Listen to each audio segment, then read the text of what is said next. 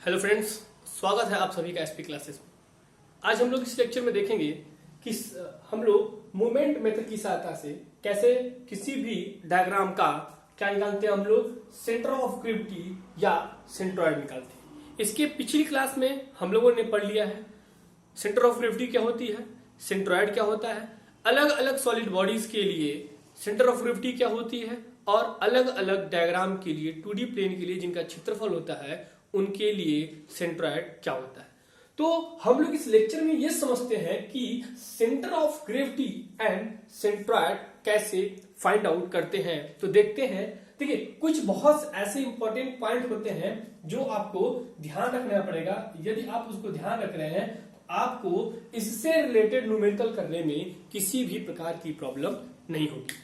तो जो ये लेक्चर देख रहे हैं इससे जस्ट पहले एक लेक्चर अपडेट हुआ है, उसको आप देख लीजिए कि सेंटर ऑफ ग्रेविटी क्या होती है, सेंट्रॉइड क्या होता है। उससे रिलेटेड आप centre of gravity and centroid अलग अलग बॉडीज के लिए, अलग अलग डायग्राम्स के लिए क्या क्या होते हैं ये आप उससे पढ़ सकते हैं। हम लोग इस लेक्चर में स्टार्ट करते हैं।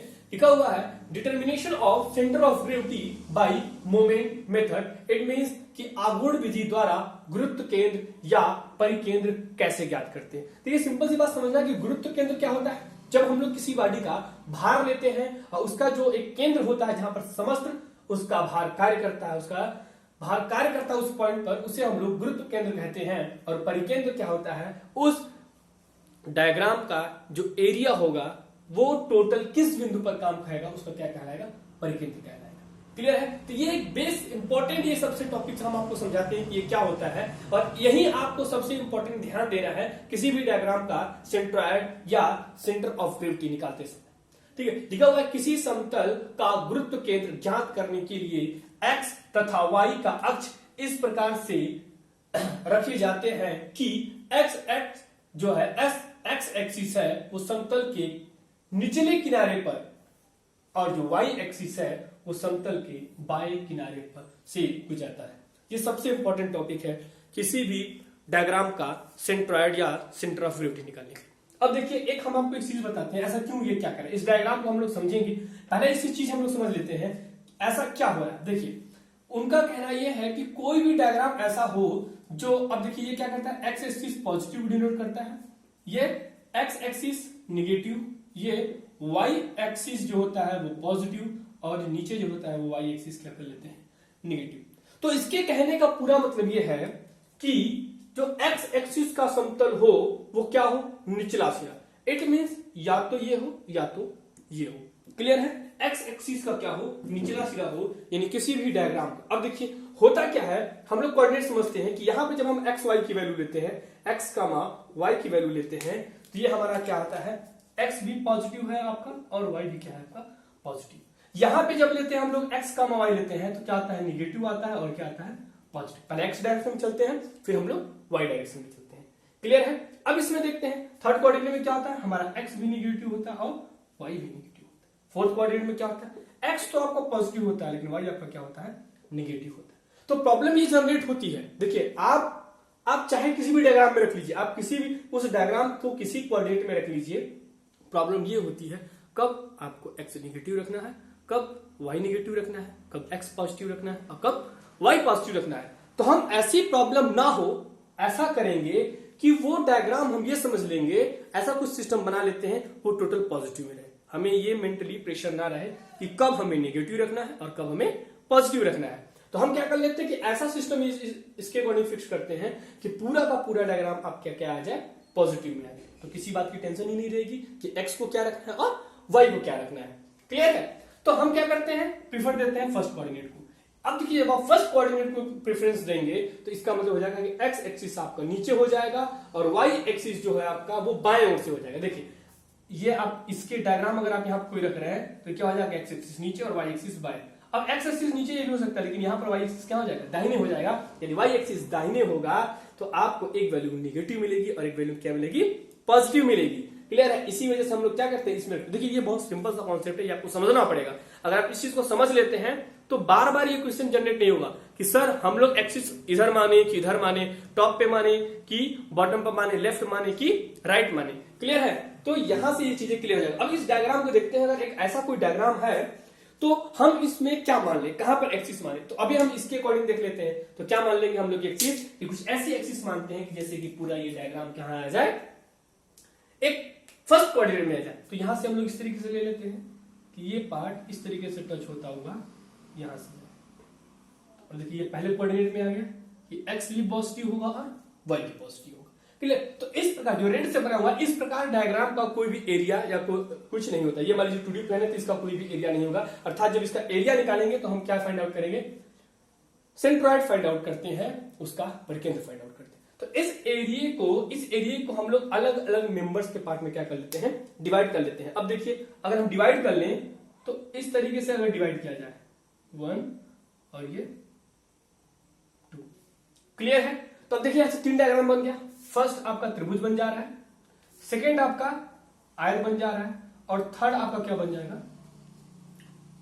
अर्धवृत्त बन जाएगा। क्लियर है? तो ये पॉइंट क्लियर है। जब ये आपका 3 डायग्राम हो जाएंगे तो इन तीनों डायग्राम का अलग अलग हम लोग क्या निकाल लेंगे, एरिया निकालेंगे। A1 हो जाएगा आपका त्रिभुज के लिए, और A2 हो जाएगा आपका आयताकार सेक्शन रेक्टेंगल के लिए, और A3 हो जाएगा आपका सेमी सर्किल के अर्धवृत्त।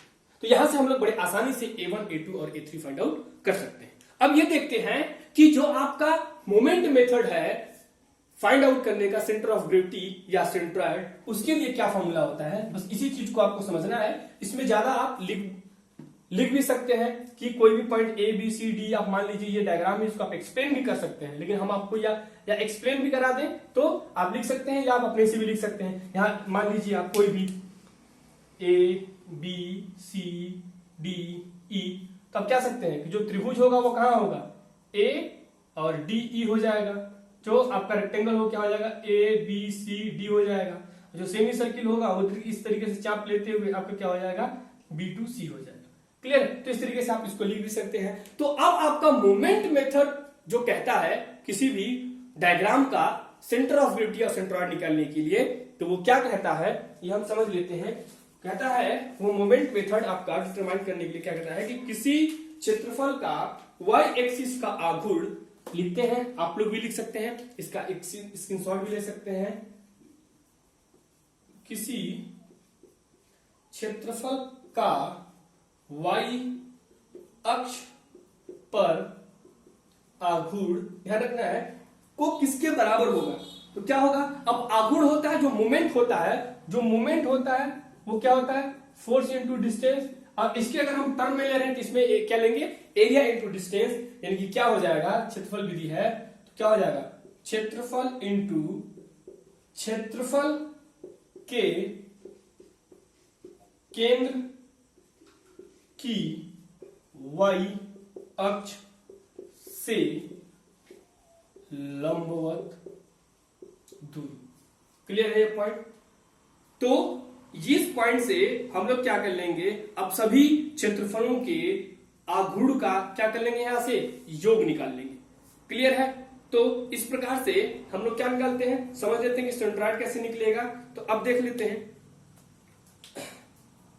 देखिए यहां पर एक पॉइंट लिख रहे हैं, इसलिए समतलन के गुरुत्व केंद्र ब्रैकेट में या परिकेंद्र किससे ले रहे हैं, हम x निर्देशांक से लेंगे। x अगर निर्देशांक से ले रहे हैं, x एक्सिस x कोऑर्डिनेट में ले रहे हैं तो क्या हो जाएगा। अब देखिए यहां से आप क्या निकालेंगे, उसका क्षेत्रफल इनटू क्षेत्रफल के केंद्र की y अक्ष से लंबवत दूरी। क्लियर है? तब आपका मोमेंट होगा।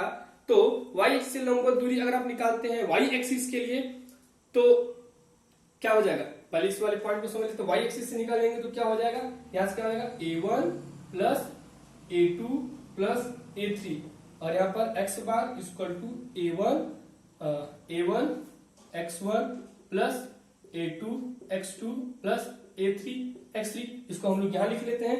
x एक्सिस के लिए क्या हो जाएगा, तो x बार इक्वल टू क्या हो जाएगा, A1 या कैपिटल A स्मॉल A1, अब हम यहां कैपिटल लिख रहे हैं, कैपिटल लिख रहे हैं, A1 x1 plus A2 x2 plus A3 x3 upon पूरे एरिया का addition A2 plus A3। Clear है? तो यहां से हम लोग जो एक्स बार होगा, जो आपका कोऑर्डिनेट होगा, हम लोग यहां से क्या कर लेंगे, फाइंड आउट कर लेंगे। क्लियर है, समझ में आई ये बात। और इसी तरीके से हम क्या करेंगे, वाई एक्स का निर्देशांक निकाल लेंगे। तो वाई एक्स के लिए क्या हो जाएगा, कुछ नहीं, आपको ध्यान रखना है, क्या हो जाएगा, a1 y1 a2 y2 a3 y3 upon a1 plus a2 plus a3। ये आपको बात समझनी है। तो a1 a2 a3 क्या है, इन तीनों डायग्राम के क्या है, एरिया है। ये फर्स्ट डायग्राम का, ये सेकंड डायग्राम का और ये थर्ड डायग्राम का। क्लियर है। तो x के रिस्पेक्ट में, y के रिस्पेक्ट में, और हम क्या कर लेंगे, इस तरीके से हम निकाल लेते हैं उसका पॉइंट। क्लियर है, समझ में आएगा। तो ये आपको, ये पॉइंट मेन आपको ध्यान देना है कि उसका जो x एक्सिस से परिकेंद्र या गुरुत्व केंद्र होगा वो इसके टर्म में होगा और y एक्सिस से इसके टर्म में होगा। क्लियर है। अगर हम एरिया रखते हैं तो क्या निकलता है, परिकेंद्र निकलता है, और अगर हम उसका भार रखते हैं तो क्या निकलता है, गुरुत्व केंद्र निकलता है। क्लियर है। तो इसको हम लोग एक शॉर्ट टर्म में समझ लेते हैं, क्या कहते हैं इसको देखिए, इसको एक शॉर्ट टर्म में भी कहीं कहीं लिखा होता है। x के लिए देख लीजिए क्या हो जाएगा, x bar equal to summation of ai xi upon summation of ai, और i फ्रॉम क्या होगा 1 to n, जितना भी नंबर होगा, एंड 1 to n लिख लीजिए, 1 to n लिख लीजिए, यहाँ पे भी क्या लिख लीजिए, i फ्रॉम 1 to n, यहाँ भी i फ्रॉम 1 to n। कितने डायग्राम है, सेम इसके लिए भी हो जाएगा। y बार के लिए क्या हो जाएगा, summation of ai yi upon summation of ai। इसमें भी क्या होगा, एक से लेके जितने भी, इसलिए देखिए हमने यहाँ पर 3 लिखा है, अगर यहाँ पर 4 डायग्राम मिलेंगे तो हम कितने लिखेंगे, 4 पॉइंट लिखेंगे। क्लियर है। तो इस तरीके से हम किसी भी डायग्राम का सेंट्रॉइड क्या कर सकते हैं, फाइंड आउट कर सकते हैं। ठीक है। अब देखिए, अब आपको यदि कोई सॉलिड बॉडी दी होगा, ये किसके लिए होगा, 2D के लिए है। ये किसके लिए है, 2D के लिए। तो आप इसका स्क्रीनशॉट ले सकते हैं कि इस तरीके से हम लोग determination of centre of gravity by the moment method से हम लोग फाइंड आउट कर लेंगे। अब अगर कोई सॉलिड बॉडी दिया हुआ, इसको आप स्क्रीनशॉट ले सकते हैं, लिख भी सकते हैं। क्लियर है। तो ये क्या था, A1 हम निकालते हैं 2D प्लेन के लिए, जो आपका एरिया निकल जाए। लेकिन अगर सॉलिड बॉडी दिया है तो उसके लिए क्या होगा, ये समझ लेते हैं। क्लियर है। सॉलिड बॉडी के लिए समझते हैं। तो सॉलिड बॉडी में क्या करना है, कुछ नहीं करना है। यहाँ पे जो एरिया है, यहाँ पे क्या हो जाएगा, उसका वैल्यू हो जाएगा, और उसके अलग अलग घनत्व वाले अगर दिए हैं, ठोस बॉडी है तो उसका क्या हो जाएगा, वैल्यूम दिया है तो वैल्यूम कर लेंगे, यदि उसका द्रव्यमान दिया है तो क्या कर लेंगे, द्रव्यमान कर लेंगे। क्लियर है। इसमें किसी को पॉइंट नहीं। अगर सॉलिड बॉडी है, उसका द्रव्यमान दिया तो क्या हो जाएगा, इसके स्थान पे देखिए क्या हो जाएगा, एक्स बार इक्वल टू क्या होगा, summation of M I X I upon summation of M I. Same Y के लिए क्या हो जाएगा, Y bar equal to, clear है, वाई बार इक्वल टू क्या हो जाएगा, summation of M I Y I upon summation of M I. Clear है। तो यहां से हम लोग ये पॉइंट क्लियर कर लेंगे, तो कोई प्रॉब्लम नहीं होनी चाहिए। क्लियर। और ये देखिए, ये जो सेंटर ऑफ ग्रेविटी है, ये सिविल इंजीनियरिंग और मैकेनिकल इंजीनियरिंग दोनों के लिए कॉमन है। तो इस तरीके से हम किसी भी डायग्राम का सिंगल सिंगल करके क्या कर लेंगे, उसका सेंटर ऑफ ग्रेविटी और सेंट्रॉइड फाइंड आउट कर लेंगे। क्लियर है। अब देखिए यहां पर एक चीज और आपको ध्यान देनी, ये देखिए हमने यहाँ पर एडिशन किया। कभी कभी बच्चों का क्रॉस क्वेश्चन, सर यहाँ पर प्लस ही क्यों किया, देखिए ये प्लस हो रहे हैं, ये डायग्राम प्लस हो रहा है, माइनस वाला समझते। तो ये पार्ट हम आप क्लीन कर देना, आप स्क्रीनशॉट ले चुके होंगे, नहीं लिए हो तो आप फिर से स्क्रीनशॉट ले सकते हैं, समझ सकते हैं। तो यहां से देखते हैं कि यदि कोई डायग्राम दिया हुआ है तो उसको अगर सेंट्रॉइड निकालना हो, यदि कोई डायग्राम, एक एग्जांपल के तौर पे हम लोग मान लेते हैं, मान लीजिए कि कोई एक ऐसी बॉडी दी हुई है, ठीक है, कोई एक ऐसी बॉडी दी हुई है और इसमें एक सर्किल कट किया गया है, इसके पूरे डायमेंशन दिए रहेंगे कि कितनी दूरी पे है, क्या है, कैसे। तो हम क्या करेंगे, यहां से आपको y मान लेंगे और यहां से क्या मान लेंगे x। ऐसा क्यों माने, हम समझ रहे हैं कि दोनों किसमें हो, पॉजिटिव पॉजिटिव।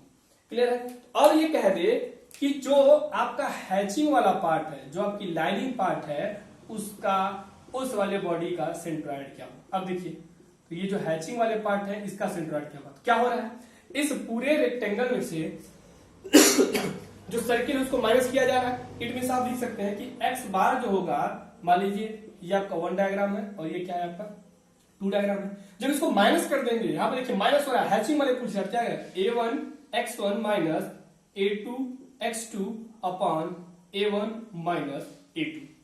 क्लियर है? यहां से आप क्या कर लेंगे, a1 माइनस a2। समझ में आया? क्लियर है? और यहां से हम लोग देखते हैं y बार के लिए क्या हो जाएगा, a1 y1 माइनस होगा यहाँ पे minus a2 y2 upon a1 minus a2। तो इस तरीके से हम लोग माइनस वाले कॉन्सेप्ट भी यूज कर सकते हैं। यहाँ पर देखिए दो थे, अगर यहाँ पर 3 माइनस करना होगा तो तीसरा माइनस कर लेंगे। दो डायग्राम थे एग्जांपल के तौर पे, तो ये आपका पहले क्वाड्रेंट में आ रहा है, प्लस का प्लस आ रहा है, सब में प्लस प्लस रखते जाइए, यानी कि क्या हो जाएगा, x की वैल्यू x1 और x2 की वैल्यू भी आपकी पॉजिटिव होगी, और देन y1 एंड y2 की वैल्यू क्या होगी आपकी पॉजिटिव होगी। तो इसमें ज्यादा टेंशन लेने की जरूरत नहीं, क्यों, क्योंकि ये पहले क्वाड्रेंट में। क्लियर है? तो इतना पॉइंट क्लियर होना चाहिए। अगर ये कॉन्सेप्ट क्लियर है, अगर इतना आपका पॉइंट क्लियर है, कब माइनस करना है कब प्लस करना है, तो आप सेंट्रॉइड से कोई भी न्यूमेरिकल, गारंटी है कि सेंट्रॉइड से कोई भी न्यूमेरिकल आएगा उसे आप बड़े आसानी से फाइंड आउट कर सकते हो, उसमें किसी भी प्रकार की कोई भी प्रॉब्लम नहीं आने वाली है। तो इस लेक्चर में हम लोग देख चुके हैं कि किस तरीके से x बार और y बार किसी भी डायग्राम का निकाला जाएगा। यदि पॉजिटिव में है तो हम लोग प्लस प्लस रखते हैं, यदि वहां से कट कर रहा है तो उसमें किस में रखेंगे, माइनस में रख देंगे। किसी को इसमें डाउट नहीं होनी चाहिए सर माइनस क्यों नहीं हुआ या प्लस क्यों नहीं हुआ। यहाँ पे क्या हुआ, हैचिंग वाला पार्ट हो रहा है, तो हम लोग हैचिंग के लिए क्या हुआ, इसमें पूरे रेक्टेंगल में से क्या होगा, इतना हम लोग निकाल लिए, सिर्फ यही एरिया बचा। और यहाँ पे क्या था, इस पूरे का निकालना है, तो 1 2 3 के एरिया को क्या ऐड कर देंगे, यानी कि a1 a2 ac का कॉन्सेप्ट बनेगा, उसमें उसके जो x एक्सिस पर और y एक्सिस पे होंगे उसका मल्टीप्लिकेशन करके हम लोग उसका centre of gravity find out कर लेंगे, या सेंट्रॉइड हम लोग फाइंड आउट कर लेते हैं। तो इस लेक्चर में आज इतना ही देखेंगे। अगले लेक्चर में हम लोग ये देखेंगे कि अलग अलग डायग्राम के लिए कभी कभी एग्जाम में पूछ लेता है कि इस डायग्राम के लिए उसका x बार या y बार क्या होगा। तो हम लोग नेक्स्ट लेक्चर में आपको बताएंगे या हम लोग समझेंगे कि अलग अलग डायग्राम के लिए किस तरीके से हम लोग सेंटर ऑफ ग्रेविटी या सेंट्रॉइड फाइंड आउट करते हैं। क्लियर है? तो अभी तक हम लोगों ने क्या क्या कवर कर लिया कि मोमेंट मेथड की सहायता से किस तरीके से सेंट्रॉइड का फॉर्मूला क्या होता है, उसमें कब प्लस रखना है कब माइनस रखना है। ठीक, इससे और इस पहले लेक्चर वाले में हम लोग पहले फर्स्ट लेक्चर में क्या देखे हैं कि सेंटर ऑफ ग्रेविटी क्या होती है, सेंटर ऑफ ग्रेविटी क्या है, और अलग अलग डायग्राम के लिए सेंटर ऑफ ग्रेविटी क्या क्या होते हैं, और सेंट्रॉइड क्या होता है, और अलग अलग डायग्राम के लिए सेंट्रॉइड क्या क्या होते हैं। तो अगले लेक्चर में हम लोग देखेंगे डेरिवेशन कि अलग अलग डायग्राम के लिए, डिफरेंट डिफरेंट डायग्राम के लिए क्या उसके सेंटर ऑफ ग्रेविटी या सेंट्रॉइड होते हैं। Okay, thank you.